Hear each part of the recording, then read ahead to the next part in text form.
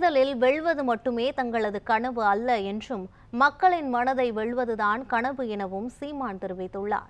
மயிலாடுதுறை மாவட்டம் சீர்காழியில் நாம் தமிழர் கட்சியின் மகளிர் பாசறை ஒருங்கிணைப்பாளர் காளியம்மனின் சகோதரி திருமண திருவிழா நடைபெற்றது.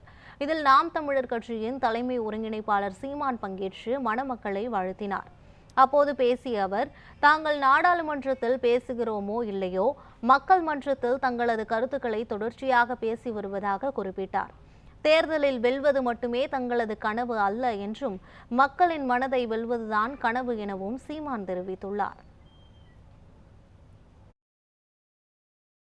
நாங்கள் பாராளுமன்றத்தில் போய் பேசுகிறோமோ இல்லையோ, ஆனால் மக்கள் மன்றத்தில் எங்கள் கருத்துக்களை தொடர்ச்சியாக எடுத்து பேசுவதுதான் இருக்கிறோம். தேர்தலில் வெல்வதல்ல எங்கள் கனவு, மக்களின் இதயத்தை வெல்வதும் மனதை வெல்வதும் சிந்தனையை வெல்வதுதான் எங்களுடைய கனவு. விளைந்து கொண்டிருக்கிறோம், முன்னேறி சென்று கொண்டிருக்கிறோம். நாம் தமிழர் கட்சியில் சீமானை பார்த்து பயப்படுகிறார்கள் இல்லையோ, காளியம்மாளை பார்த்து எல்லாரும் பயப்படுகிறார்கள்.